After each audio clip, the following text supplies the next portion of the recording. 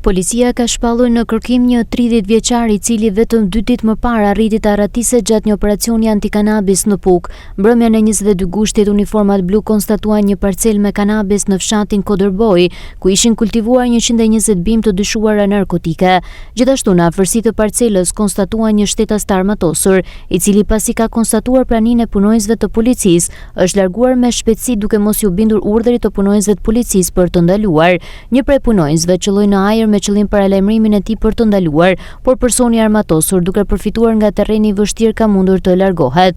Në vijim të veprimeve hetimore u bë mundur identifikimi I tij, konkretisht shtetasi KL 30 vjeç banues në fshatin Kodërboj Puk, I cili u shpall në kërkim. Ky shtetas dyshohet se kishte kultivuar bimët narkotike të konstatuara në parcel dhe I ruante ato I armatosur me armë zjarri.